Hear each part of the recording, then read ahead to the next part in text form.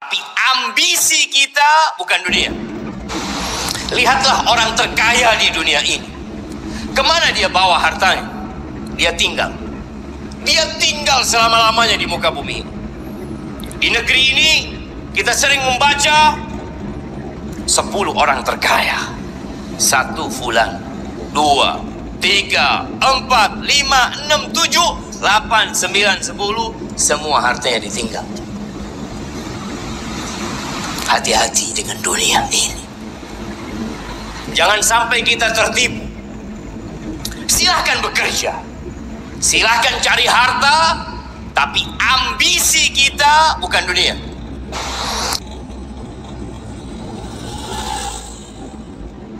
Hidup itu apa? Hidup itu adalah cari sebanyak mungkin supaya hidup tidak tergantung pada banyak hal. Orang yang untuk mempertahankan eksistensinya banyak, butuh banyak hal, dengan yang tidak butuh banyak hal, itu pinter man.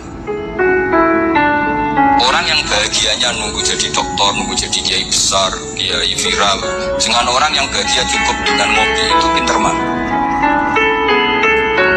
Tapi kalau dibalik pertanyaannya, orang yang tahunya nikmat hanya kopi dengan nikmat yang banyak, pinter man. Orang yang banyak kebutuhan itu sebetulnya banyak kebodohannya, karena menggantungkan kebahagiaannya dengan banyak.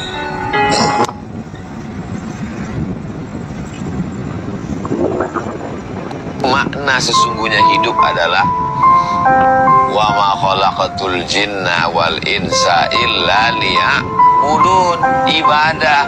Ketika sakit itu pun ibadah. Ketika sedang morat-marit itu pun kalau karena Allah maka dia menjadi ibadah. Jangan kita pahami bahwa yang namanya ibadah itu hanya sholat tahajud, sholat witir, sholat duha. Yang namanya ibadah itu hanya baca Quran, baca tabarak, baca yasin, baca fatihah, banyak sholawat. Itulah ibadah. Tidak, orang yang sakit pun ibadah. Bahkan ibadah yang paling tinggi bukan baca Quran, bukan jihad fisabilillah, bukan sholawat, bukan zikir. Ibadah yang paling tinggi adalah ridha menerima takdir Allah Subhanahu wa ta'ala. Makna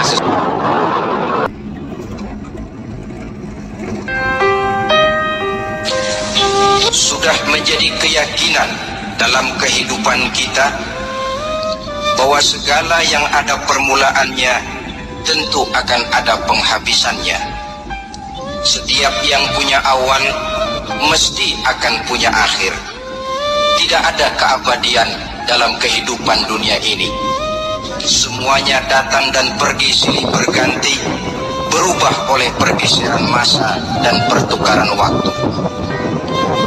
Demikianlah kalau kita mau merenungi kehidupan dari alam di sekitar kita. Kalau saja kita mau merenung perubahan-perubahan yang terjadi pada diri kita, seharusnya membuat kita insaf dan sadar.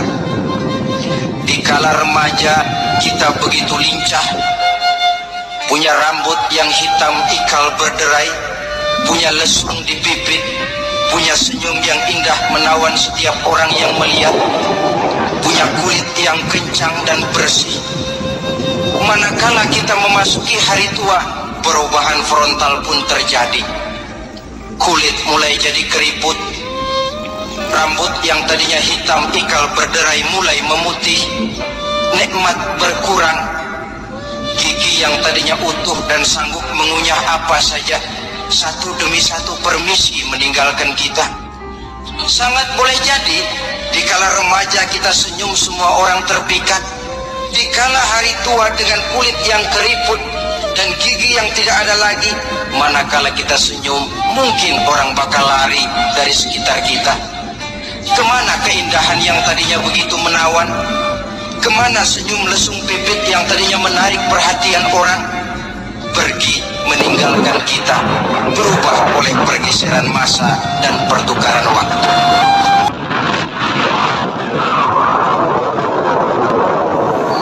Apa kita hidup? Setiap hari mentari terbit menyapa belahan bumi menjadi sebab kehidupan. Lalu terbenam di peraduannya di ufuk barat. Bukan untuk beristirahat, dia terbenam untuk terbit. Untuk apa? pergantian siang dan malam yang sempurna ini terjadi tanpa tujuan?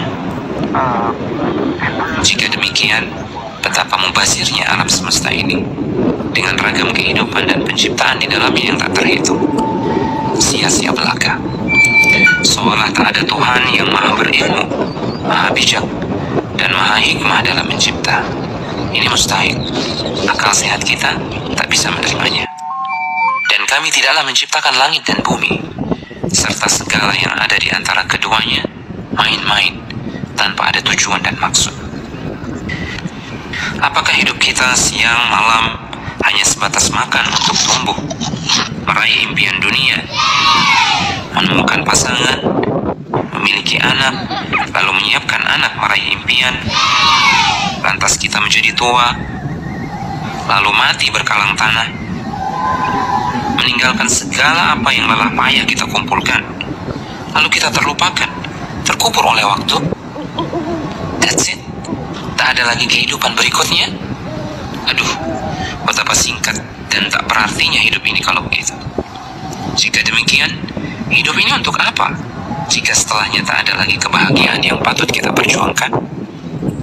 Jika nanti tak ada pertanyaan dan pertanggungjawaban atas detik demi detik hidup yang kita lalui, tidak ada reward, tidak ada ganjaran dan tidak ada hukuman, tidak ada surga dan tak ada neraka, tak ada keadilan setelah kematian, lantas untuk apa hidup ini? Untuk apa segala yang ada ini tercipta jika kehidupan setelah kematian itu tidak ada? Jika manusia yang berakal budi saja mustahil merencanakan dan menciptakan sesuatu tanpa tujuan, apakah mungkin Allah yang maha hikmah menciptakan alam semesta ini tanpa tujuan? Sobat, hidup ini agung.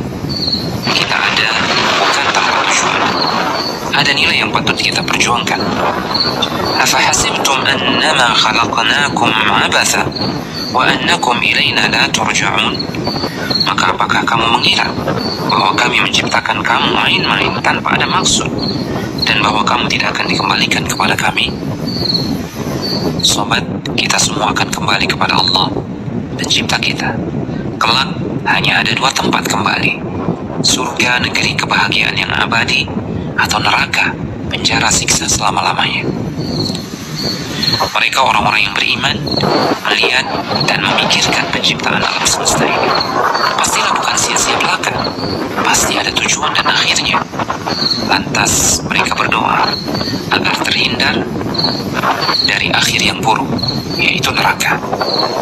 Sesungguhnya dalam penciptaan langit dan bumi dan pergantian malam dan siang terdapat tanda-tanda kebesaran Allah bagi orang yang berakal, yaitu orang-orang yang mengingat Allah sambil berdiri, duduk, atau dalam keadaan berbaring.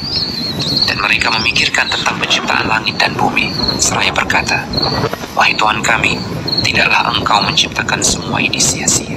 Maha suci Engkau, lindungilah kami dari azab neraka."